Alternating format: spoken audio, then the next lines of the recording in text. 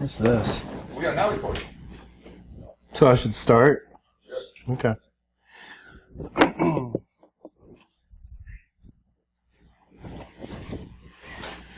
So, thanks for coming.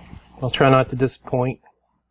So this is called the unique challenges of accessing a small, medium-sized organization, which is also known what I did on my summer vacation.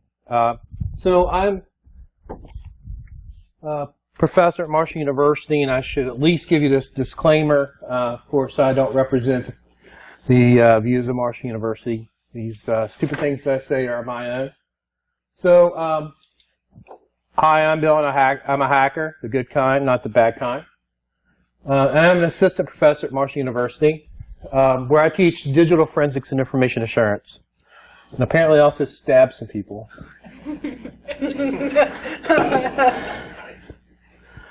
And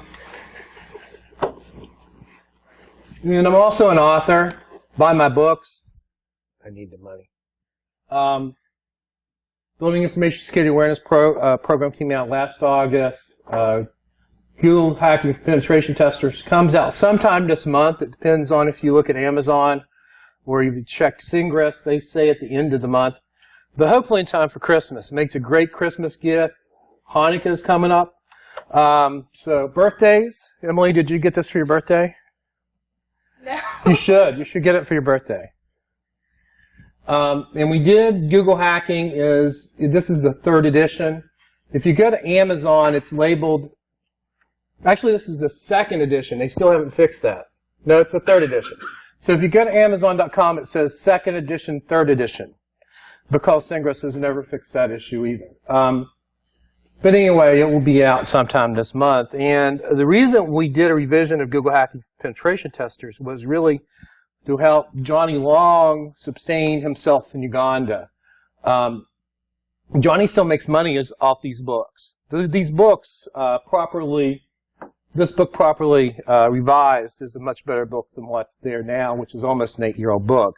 We have an agreement in principle with Singress to revise No-Tech Hacking, which is Johnny's other book. So we'd like to ask the community for your no-tech hacking tips. We'd like to include them in the book. So we hope to sign that contract at ShmooCon in January and start the book and have it done sometime end of next year.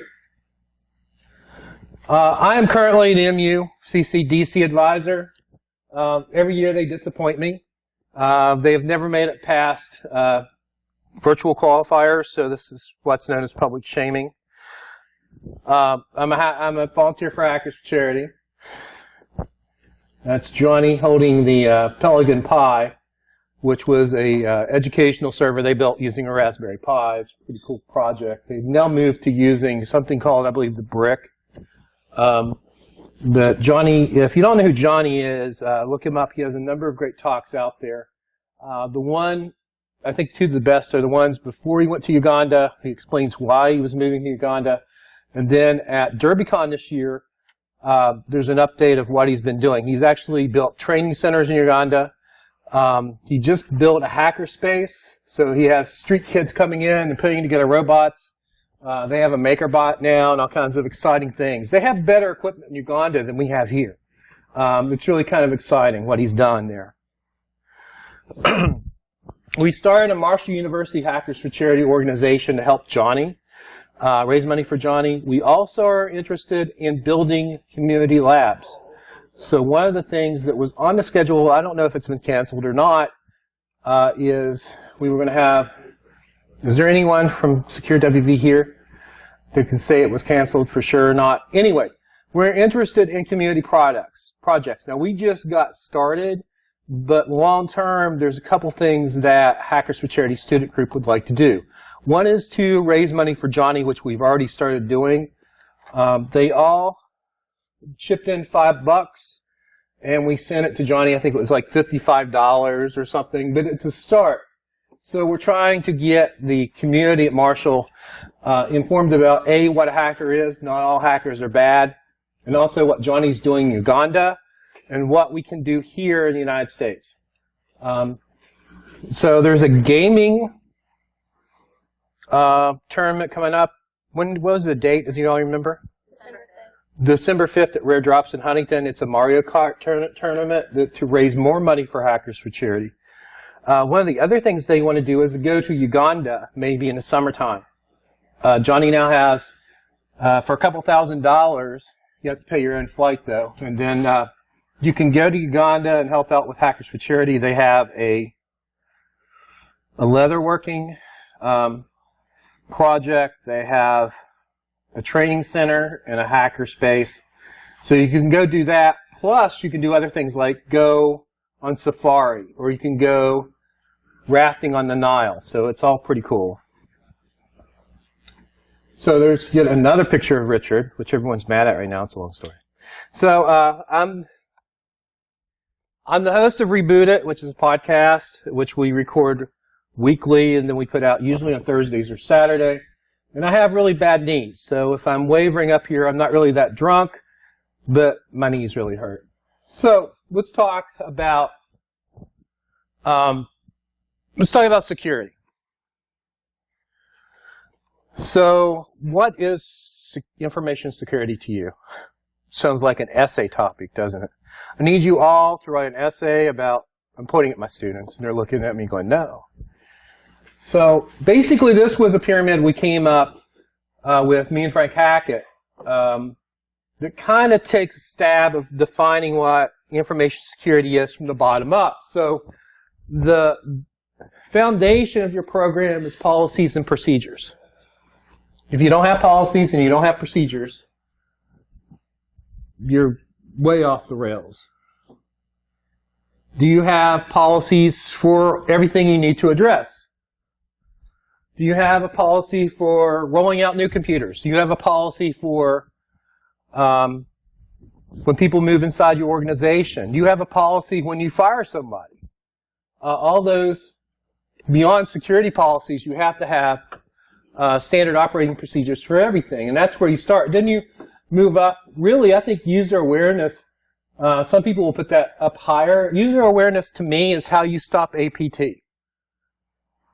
You know, that's how you stop people from clicking on links and doing stupid things they shouldn't be doing. And then beyond that, and these are kind of intermixed, is patch management. If you're not patching, it's going to bite you in the ass. There's no other way of saying that. Anyone who can download and use Metasploit can target your network. And then next is log management. How many people are reading their logs? You know, the problem with log management is you might be looking at too much data instead of not enough data. So what can you do to eliminate noise on your network? One thing you can do is try to limit alerts to figure out what's the most important alert so that you're doing tuning. If you're not looking at logs, or if you're not managing your alerts, that is also a big problem. Beyond that, we have antivirus and HIDs. We've ran over antivirus with a Mac truck. It's pretty much useless, but I dare you to run a network without it. It at least gets the low-hanging fruit. And then beyond that, then go, after you've done all these things, when you've done the basic things that gives you a strong foundation to build on, then you buy the blinky light box. Then go out and buy the next generation firewall. People are the biggest problem in information security. Your magic firewall, I can get around it. If I can get around it, your adversaries can get around it. Many of you are defending against nation states, depending on your organization. Now, today we're going to talk about small and medium-sized organizations, but, that applies to them as well. They're going out and buying the latest, greatest APT Defender over 9,000 is not going to make you any more secure if you don't have policy procedures, user awareness training, patch management, log management. And I have to ask you this question since I wrote a book, Building an Information Security Awareness Program. What do you think about your awareness program? Who has an awareness program? Is it good? It's not saying securing the human, is it? That thing's cringeworthy.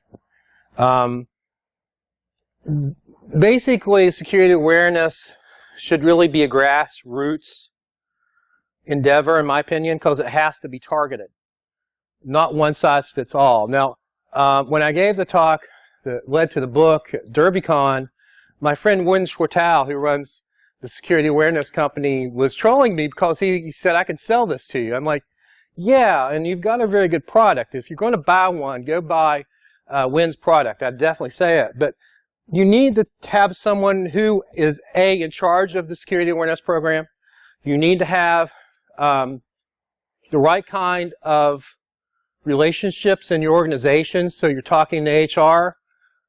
Should not be the person who's enforcing your program. If someone does something bad on your network, that's a human resources problem. It's not a security problem. So you report that to security resources, and then the people who make the decisions, the people who write the checks, the people who pay you can make the decision about what to do with that employee. If your best salesman clicks on a link, are you going to fire them? Your best salesman. Your job as a security professional is to help your organization make money. It's a big dollar sign any way you look at it. And if you can partner with your management team, your HR team, in order so they understand that your job is to help them make money and not be a cost center, that's a big part of your job too. So let's take a moment here and move on to the next thing, which is penetration testing. Is there any penetration testers in the room? None? Okay, well guys, Adrian. So if you want a penetration test, I'll be signing contracts. I'm just kidding. No. So let's talk about what a penetration test is. I think there's a lot of misinformation or some interesting ideas about what a penetration test is. So what's a penetration test? Does anyone have an idea what the penetration test is? Checking for exploits, okay.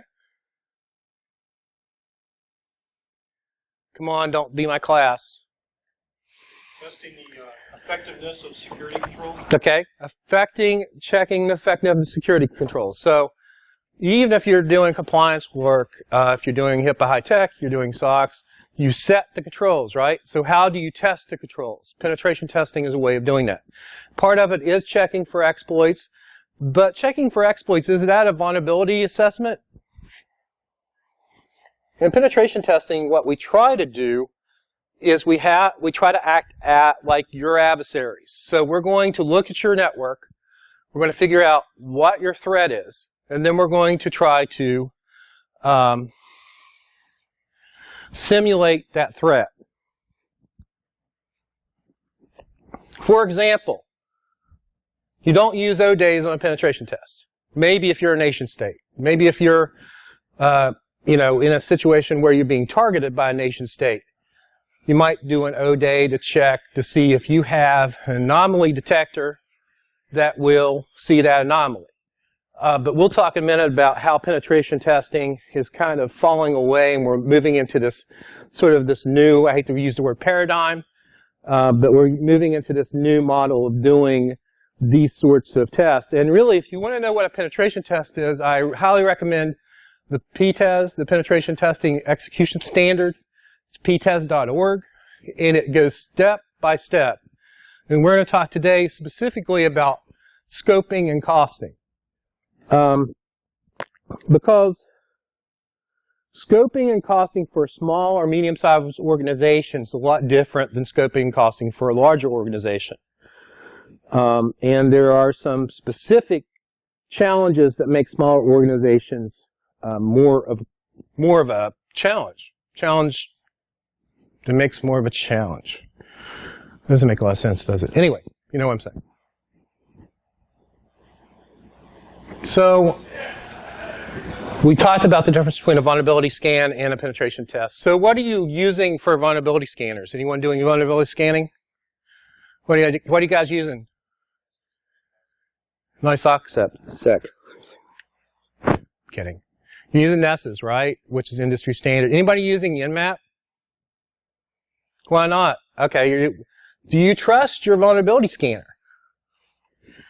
If you're doing your own vulnerability scanner, one of the things you probably should do is have someone come from the outside and double check your results. Or use a different scanner. There's many scanners out there. My favorite vulnerability scanner is Nmap. Why? Because it's looking at raw ports. You can do things manually. I love Nessus. I think it's a really cool project. I also like OpenVAS, which is the open source version of Nessus. It is a pain in the ass to configure and use. But maybe you should check it using a couple of different tools and not rely upon one. So the first thing you do is sit down with your client, or you get on a call and you have a scoping meeting. So this means you figure out what's the scope and penetration test. Can I test during the day? Usually you can't. Usually you don't want to knock over their environment while they're trying to do work. And most of the time I'm dealing with a law firm, or I'm dealing with a web hosting company or something where during the day that's a bad time to do testing. So if you want to become a penetration tester to my students, get used to staying up all night. Let's put it that way. I think Austin, are you sleeping or Snapchatting? Snapchatting. Okay, cool. Once you agree on what? Once you agree on the scope, you actually document that in writing. What's the scope? Is your domain controllers in scope? Can I go after your mobile devices? Most people are going to say no, no, no, no, no. That's really the problem. How am I supposed to simulate your threat if I can't attack all of your assets? Social engineering is like pulling teeth to get in scope. Why? Because social engineering always works. Always works. And then scheduling. When are you going to start the test and when are you going to stop the test? And what I found is that usually you're never going to get done in time. Now, I pick and choose what I do. For somebody like Trusted Sec, who Adrian works for, I'm sure they're on much tighter schedules where you have to do things on schedule. Someone will go in and oversell your time where, yeah, we can do a penetration test. We can do it in 3 days. No problem. How many assets do you have? 15,000 IP addresses? No problem. We can have it done in 3 days. So what you have is sales teams that understand what you do. In bigger houses, that's a problem. I get to pick and choose what I do. So that's a little bit, I have that luxury. But what you'll find is that your start and stop times, well, your start times will change. Oh, we're not ready for you. Can you do it next week? We have a really important project. I'm like, you scheduled this test for this time, I've set it aside. So that can be part of the problem. Scheduling, you need to nail down. How long do you have to do it? And how long after you're done with the test do you need to give them their report? It's really fun to knock stuff over, smash it with a hammer, and drive over it with a truck, but reporting is the part everyone hates. Is there anyone here that likes to write reports? Pricing for small and medium-sized businesses is different than if they're Fortune 500. One of the things I've looked at doing is flat fee. That way, you kind of have, they know how much it's going to cost going into the test. You know how much time you're going to spend on it. If you spend a little bit too much time because you have a problem because the developer broke the tool, you can say, well, I worked on this for a little bit longer, but we already set your price, so they're not going to end up in pricing creep. So that's one of the ways of doing it. And that's really the best way, in my opinion, to do it. Now, I was approached by a little bit bigger organization recently, and I'm not sure, still not sure how to price that. So figure it out. The other thing will happen is people will get sticker shock. No, we really need to have this penetration test because now with things like cyber insurance, insurance companies are showing up saying, we need to show you how, you need to show us on paper how you're managing risk before we'll insure you. And people will say, well, yeah, we need to get this done, but when you tell them how much it's going to cost, they get sticker shock. If you do flat pricing, I think it helps with that sort of situation. So there's also, you need to have discussion about, once again, this has to do with scoping. Is it a web test? Is wireless included? Is it a physical penetration test? Do I get to break into your environment? Social engineering, is it in scope or out of scope? And scope creep. That's when you start doing a test and you're like, they say, oh no, you can't touch that, or the scope starts to change during the actual assessment itself. So, and it can be either on your end or on your client's end. You'll actually start testing, and they're like, oh, by the way, can you also test this? Or can you test, oh yeah, we have that other division. We just got those guys. Can you test that too? You really should never go beyond the scope that you set up, you agree to, and you have in writing. And clearly define start and end dates, and I said that before. One of the most important things you do as a penetration tester is get one of these. Now, it doesn't look like this, but you'll have a letter saying you're authorized to do the work. So when law enforcement rolls up on your house, you can say, guys, no, I'm authorized to do this. Keith actually has an interesting story. Who's doing the penetration testing workshop next door, where he was on a test, had the get out of jail free card in his back pocket and fell in a creek. So if he were actually to get caught, I think he would have spent some time doing some splaining. I have another friend who was on a penetration test. They actually got into the bank vault before someone called the state police, and they wouldn't believe their get out of jail free card. So they actually ended up in a holding cell until the CISO came and got them. So that was actually a teller that really was paying attention to what she was doing. So when they pulled out the get out of jail free card, she just thought it was just another forged document that they were using in order to try to pull the wool over her eyes. Once again, define IP ranges and domains. How many domains does the average company have? Many. In many cases, they may have different divisions. They may have LLCs that exist inside their corporation that are specialty companies that do just certain things. And third parties are big. If your client is hosting their website on Amazon Cloud, guess what? You have to let Amazon know that you're going to be doing some testing. And there's they have a procedure for doing that. Your ISP and their ISP. They need to know that you're going to be doing testing and during what times. Usually you don't need permission, but you do have notification. And I'll talk about some of the issues I have with my personal ISP in a second. Vendors.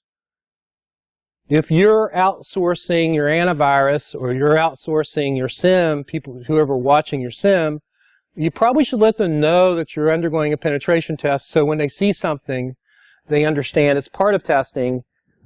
This is not a test. It was an actual emergency. We would be instructed to tune to.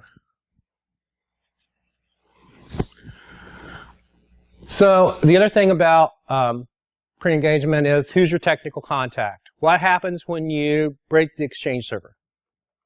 What happens when you knock over their website and you pwn the heck out of it, but it doesn't work anymore?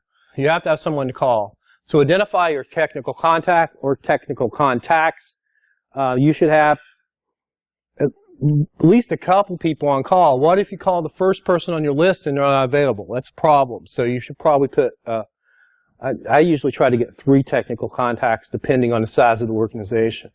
And then we go into information gathering. This is the first part of what you're doing as a penetration tester. You just don't break in and start putting boxes and popping this box and stealing these domain admin credentials. So all dumping hashes and being James Bondish and being hackerish. You know, this isn't Mr. Robot.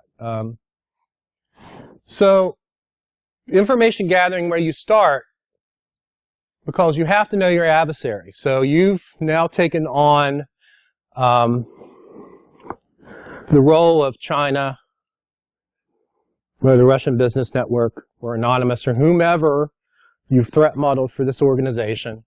And then you're going to do the same thing they do in order to gather information. And the easiest for a small and medium-sized organization is to look at the website. Depending on what kind of work they do, lawyers have great websites, because usually they have their name, they have their email address, they have their secretary's name, their secretary's email address and phone number, where they went to school, maybe where they were born,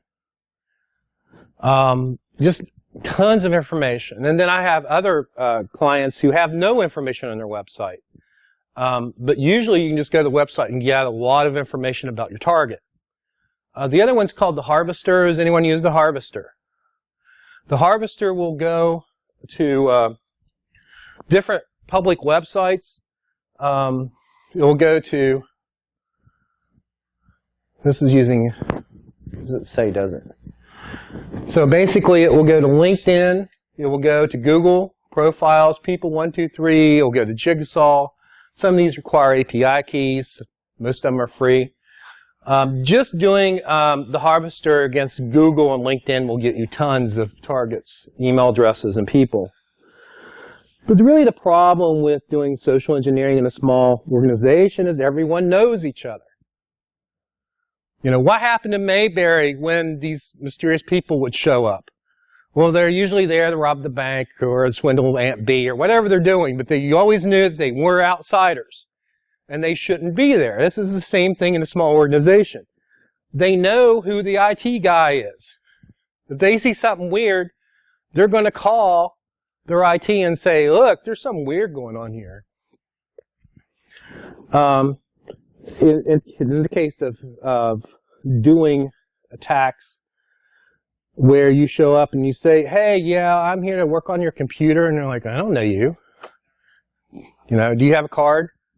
Really? Let me make some calls. It's just a much different situation than, you know, bribing the guy to have a heart attack so you can get by the security guard. It's a different sort of paradigm than larger organization. That's an actual Boris Sverdlik trick that he used to do. He used to pay the bum $50 to stage a heart attack when all the security guards would run out of the bank or run out of the secure area in order to help this guy. He would just walk through. Domain squatting. Does anyone use crazy URL? Anyone here ever been to googles.com? You ever been to, what's another good one? I have a bunch of them, but I can't say them because I'm under NDA. And I've used them in actual domain and in actually penetration testing. So if you've got bobshardware.com, you just change it to bobhardware.com. That one letter is usually not discernible by most people.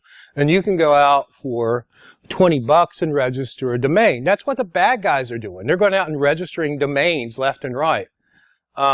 So with this tool, you can actually try to figure out different ways of mangling an existing URL so that you can do sort of this fake website. In fact, I've got websites I need to get back to the clients. I forgot to do that. Where it's actually their website with one character off. And it's cheap, you know. How many domains? Does anyone here own a lot of domains? There are tons of domains. I'm just not doing anything with them. The other issue that you're going to have, this is all the social engineering challenges. And I've been lucky enough with small and medium-sized businesses to do social engineering, but I think it's extra hard than doing a bigger company. The other problem we have is that Comcast sucks. So when I moved to Huntington, we got Comcast, and they do bizarre things with their ports. So I had to move beyond Comcast. I had to figure out how to do testing from my house without using Comcast network, or without without disrupting any sort of ISP that I was on. So we'll talk about how I did that in a second. Went to one place, had a mini poner, which is just a little box you plug into the network, and then it sends an SSH shell out to you after it gets an IP address, and you're inside the network. Well, the problem was they weren't running DHCP. So it never got an IP address. And then I ran into this a number of times. A lot of smaller networks are using static IP addresses. So, they don't need network access control. They just don't run DHCP. I told them, I said, that apparently you are geniuses and just don't know it. Also go into places who buy wireless network assessments, and they don't have a wireless network. Because the people who authorized the work weren't the people who actually understood the technology that was in their own environment.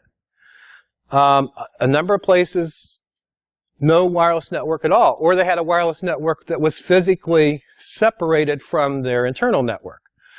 So a lot of my clients, they'll have an internal wireless network that's pretty well protected, and then if they're a guest network that's just basically a DSL line they had dropped into their environment. Here's the worst problem. When you show up to do a penetration test and they don't have a mature security program. There's no reason to test an environment that hasn't done all of the things we talked about in the security pyramid. No documentation is one of the worst ones. So how big is your network? How many computers are on your network? What's your data classification? What are you protecting?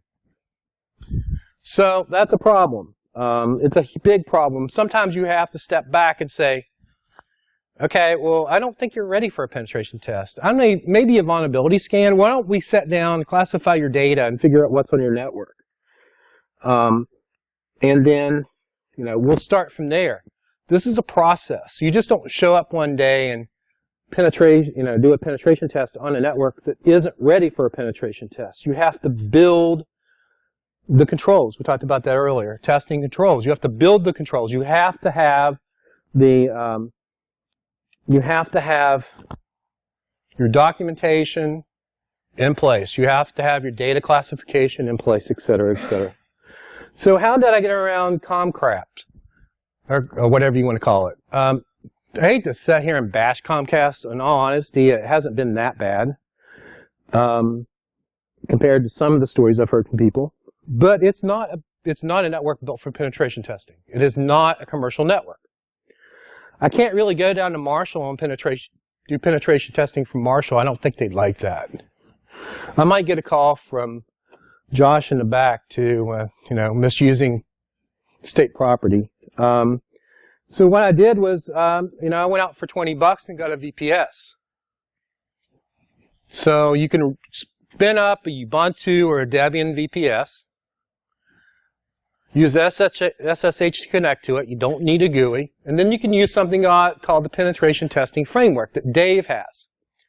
And with this, you can just basically install all the tools that you need without having to pre-compile them and go download them, figure out what to download, what the URLs to download the correct package. This sets up your environment,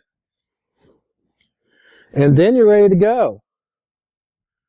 Then you've got set, you've got Metasploit, you've got Mmap, and you're poning with set, as long as Dave doesn't break it when he's upgrading it. It seems like every time I get a lot of work to do, one or two things happen. One is the Kali team decides to end of life your distribution and move to a new version of Kali. We just moved to Kali 2.0. which I use Kali to teach with, but I don't use it at work. I use Ubuntu and PTF to do work. Kali's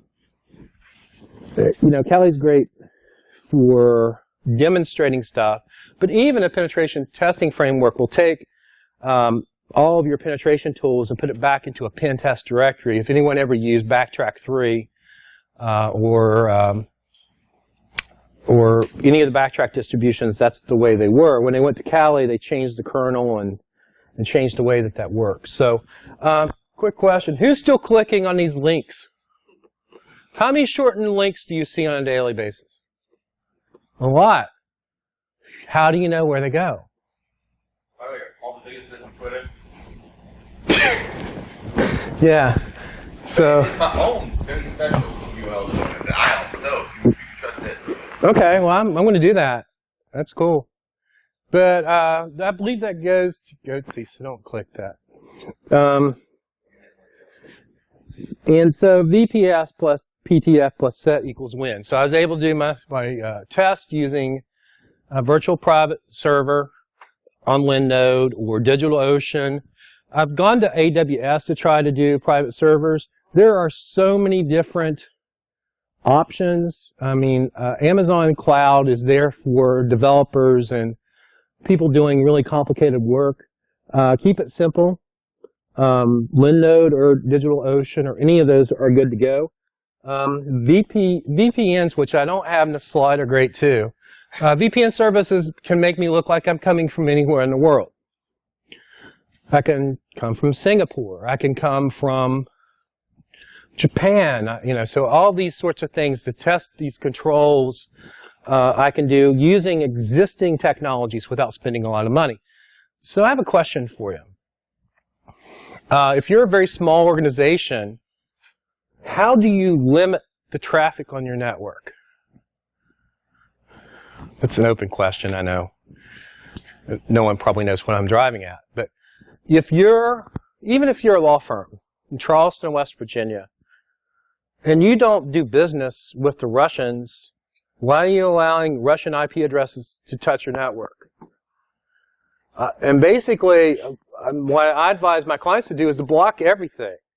If somebody complains, figure it out, But why are you letting your network talk to the world when you're not doing business with the world? So very simply, you can use something like, I'm a big fan of Barracuda. Barracuda Web Filter lets you actually block IP addresses by country by clicking a checkbox. For you Cisco geeks, it's just a matter of figuring out the net block for that country and blocking it. So a lot of the stuff is not rocket science. That's a buzzword I use with my students. I always stand up and go, information security is not a rocket science, and they all look at me like I'm crazy. So what I do, who has heard of the purple team? So what I do now with most of my clients is this purple team approach. It's really cool and sexy to be the cyber ninja that shows up and, breaks all the stuff and gets your domain admin, and then you have this meeting where you make everyone mad. Gotcha! Is that very constructive? No, I don't think it's. I think that penetration testing has moved beyond the got you phase. Now we're looking at something called purple team. And purple team is where you say, we're going to do a test. I'm going to do some, you'll agree upon with the blue team, the defenders, what you're going to test, when you're going to test it, and have them look to see if they can detect it. If they can't detect it, well, you come back and you say, well, we'll try these sorts of things. Maybe you can detect it now. You retest, and you're basically helping them tune their security so that they're getting better. It's not a game of gotcha. It's not a game of you're all a bunch of jackasses. You don't know what you're doing. What will usually happen when I show up for the first time, especially if it's a situation where they've been previously breached, is they think that I'm there to get them all fired. So then you have to have the long conversation about how I'm here to help. I'm not here to get you fired.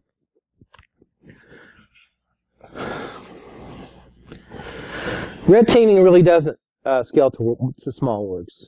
It doesn't work well with small organizations because usually they don't have mature security programs in the first place. Even though they may have data classification, even though they might have policies, they might not be properly patching. So most people patch with WSUS, right? WUS. Microsoft and their wonderful acronyms.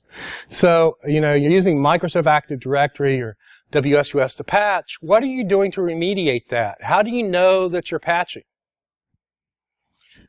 You have to have, you can't just assume things are getting patched. There's ways of doing that before I show up. Use something like, what is the name of that product we used to use?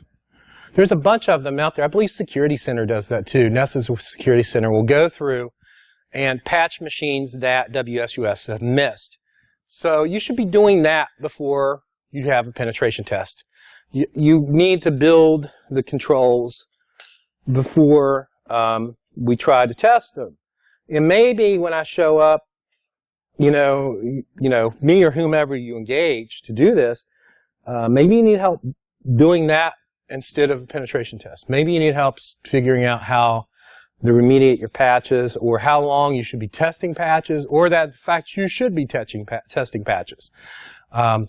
Blind patching in a small org is a bad situation. It's the same as in a big org. If you have specifically written applications that you use, patches can break them. And Microsoft has gotten better about not breaking crap, but they still break things. And then the last part is, of course, reporting. Have an overview. Have an executive summary so that you can go in and say, these are the findings. These are the most important things to address. And then talk about the technical stuff. Also, we as a community needs to do a better job of talking to normal people. And normal people include board of directors, managing partners, lawyers, accountants, your mom. Sorry, I didn't mean to turn this to a your mom joke. But, we need to do better talking to civilians about information security. The problem is that our society is full of buzzwords. Cyber APT this, cyber APT that. It was China, it was China, it was North Korea, it was China, it was Russia. And you've got a lot of people sitting around thinking, what am I going to do? Congress just passed CISPA. Is that the right one? Which is information sharing, which is great, except it does nothing to make us any more safe. Doing things which are security theater is not going to make us more safe. Information sharing is great. It's still voluntary, and I think there are too much information is being sent to the wrong people. This is a process. It will take time. I don't have all the answers how to fix security, but I think that it's hard to legislate security, for example. One of the biggest things you can do is build an information security awareness program. A good information security awareness program. Because it will do more to stop threats in your environment than any blinky light box, any sort of software, any sort of... Security is not a technical issue, it's a human issue. So who has heard of Network Scout? So Network Scout is this thing that we developed at Marshall. Two of my students taught themselves how to write Python, and they came up with the distributed IDS IPS honeypot. It uses artillery, which is one of Dave Kennedy's projects. And what you do is you install artillery on each one of these little boxes, these low-cost Raspberry Pis. It has an on and off switch. It has a display that tells you what the IP address is, because if you scan for it, it's going to block you. And then you can figure these out on either your physical or your logical segments of your network. And all it does is it sits there and listens. So if somebody clicks a link and gets pwned, and then whoever has got a foothold in your network tries to pivot their attack, this will see it. It will see scans. It will see attack traffic. So then it will send you alert whenever it sees the traffic. You should never have, if you got this in your network, this goes inside your network. It's not external. It's not on your network edge. It's inside your network. So we're looking for the nefarious traffic inside our network. And I've installed a lot of these with my clients. And this is a turnkey solution. You can build your own. You can contact my students. They'd be more than happy to help you build one. This is version 1. The newer versions of Network Scout will run on a VM, or it will run on hardware, any kind of hardware that you have. So you don't have to get it on onto a Raspberry Pi. It also has its own reporting system, or its own SIM, or you can send the logs to your syslog server, or you can send it anywhere you want to, all of your alerts. So, a little plug for them. Anyone have any questions? Anyone? Bueller? Yes. 42.